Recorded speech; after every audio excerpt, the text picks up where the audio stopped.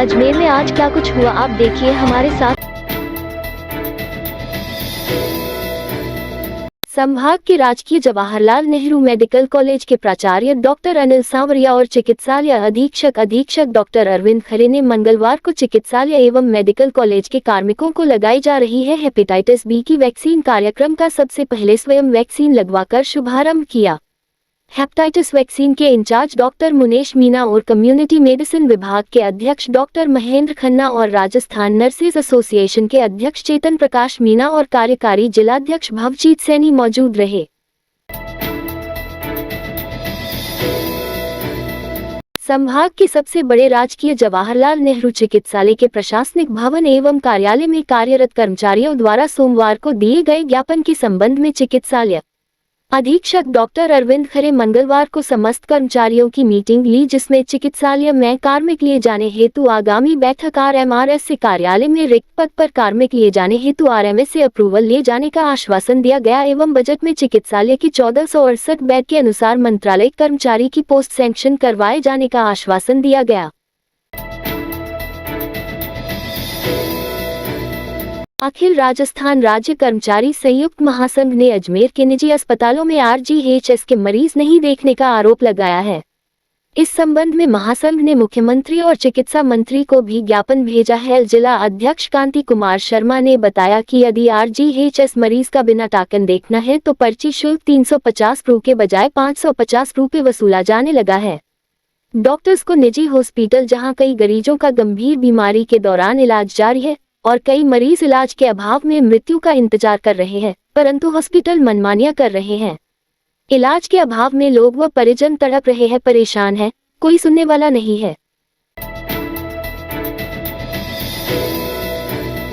अजमेर अग्रवाल पाठशाला के प्रशासक अतिरिक्त जिला कलेक्टर ड्यूटी के कार्यालय की कॉप की कार्यवाही उसे समय नहीं हो सके जब कलेक्टर कार्यालय ने उनकी प्रशंसक नियुक्त करने संबंधी कोई पत्र सरकार अथवा संबंधित विभाग से जारी नहीं होने की जानकारी दी। उन्होंने बताया कि कोई ऐसी पत्रावली मौजूद नहीं है जिसमें उन्हें प्रशासक नियुक्त करना प्रमाणित होता हो। उन्होंने इस संबंध में जिला शिक्षा अधिकारी को प्रकरण का निस्तारण हेतु निर्देश दिए हैं। अतिरिक्त जिला का कलेक्टर से मिली जानकारी के बाद अदालत के नजीर की टीम और वापस आ गई। उन्होंने इस संबंध में अपनी रिपोर्ट संबंधित विद्यालय को अदालत को सौंप दी है।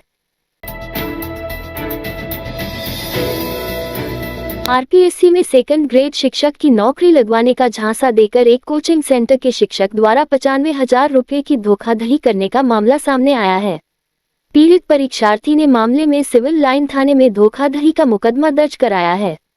परिवादी इंदिरा कॉलोनी मीरशाह अली निवासी प्रवीण है, जिसने रिपोर्ट में बताया कि वह 2023 में कृष्णा अकेडमी में तैयारी कर रहा था, जहां पर तैयारी कराने वाले ग्राम पीरथावला निवासी जितेंद्र सिंह से मुलाकात हुई।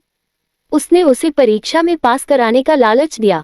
उसने बताया कि RPSC में उसकी पहचान है, वह अधिकारियों से सांठ-गांठ कर उसे पास करवा देगा। उसने बताया कि 1 लाख रुपए एडवांस देना पड़ेगा, बाकी 5 लाख रुपए परीक्षा पास होने पर तुरंत देना पड़ेगा। वह उसके बहकावे में आ गया और उसने 95,000 रुपए की नकदी जितेंद्र सिंह को दे दी, लेकिन जब उसका सिलेक्शन नहीं हुआ तो उसने पैसों का तकाजा किया। इस पर वह काफी समय तो उसे टलता रहा। बाद में उसने 40,000 रुपए ऑनलाइन व 15,000 की नकदी उसे दे दी। शेष 40,000 रुपए अभी भी बकाया है। ऐसे में परीक्षार्थी प्रवीण ने धोखाधड़ी का मुकदमा दर्ज करवाया है। पुलिस मामले में तफ्तीश कर रही है। PCC चीफ गोविंद डोटासरा ने ऑपरेशन सिंदूर के बाद हुए सीजफायर मामले में अमेरिकी हस्तक्षेप पर एक बार फिर PM मोदी और केंद्र सरकार को जमकर घेरा। PCC मुख्यालय में पंडित नेहरू की पुण्यतिथि कार्यक्रम में शामिल होने के बाद मीडिया से बात करते हुए डोटासरा ने कहा कि मोदी को सर्वदलीय बैठक बुलाकर इस बारे में देश को बताना चाहिए कि आखिर डोनाल्ड ट्रंप की पंचायती पर चुप्पी साध कर क्यों बैठे हैं। जब सेना युद्ध जीत रही थी तो बीच में सीजफायर क्यों करना पड़ा। देश की जनता ये जानना चाहती है कि जब हमारी सेना ने पूरी तरीके से पाकिस्तान को घुटने पर ला दिया था और हम जंग जीत ही रहे थे तो इसी बीच सीजफायर की आवश्यकता क्यों पड़ी। एक तरफ PM मोदी कहते हैं कि उनकी रगों में खून नहीं सिंदूर दौड़ता है, लेकिन यही सिंदूर अमेरिकी राष्ट्रपति डोनाल्ड ट्रंप के बयानों के सामने क्यों ठंडा पड़ जाता है। मोदी और रक्षा मंत्री को आगे जाकर देश को संबोधित करके इसके बारे में बताना चाहिए जो अमेरिकी राष्ट्रपति सीजफायर की बात कह रहे हैं उसमें कितनी सच्चाई है। गृह मंत्री अमित शाह ने लोकसभा में खड़े होकर कहा था, हमारी सेवा युद्ध जीत रही थी। अगर पंडित नेहरू ने सीज फायर नहीं किया होता तो पाक अधिकृत कश्मीर हमारा होता। लेकिन अब जब इनकी बारी आई है तो इन्होंने पाक अधिकृत कश्मीर पर कब्जा क्यों नहीं किया, क्यों सीज फायर किया?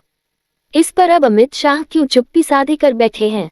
जो भी पॉलिटिकल पार्टी हमारी रही, मेरी बीजेपी, उन्होंने कहा मेरी बीजेपी रही थी, मैंने तत्काल इस्तीफा दे दिया था और निष्पक्षता के साथ में नियम, प्रक्रिया, परंपरा उसके मुताबिक विधानसभा हम चलाते हैं। तो हम भी अपेक्षा करते हैं, आशा करते हैं कि विधानसभा अध्यक्ष जी उन्हीं नियम, परंपरा और नियमों की पालना करेंगे।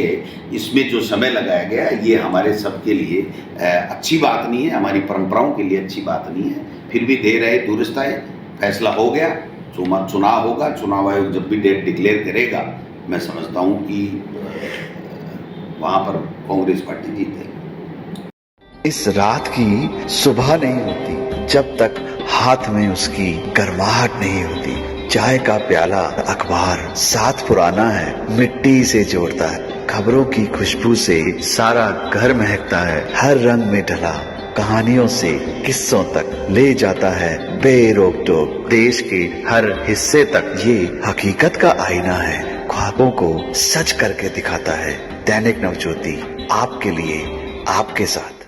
ये थे आज के मुख्य समाचार। विस्तार से जानने के लिए पढ़ते रहिए दैनिक नवज्योति। दैनिक नवज्योति के YouTube चैनल को सब्सक्राइब करें और ताज़ा अपडेट के लिए बेल आइकॉन दबाएं।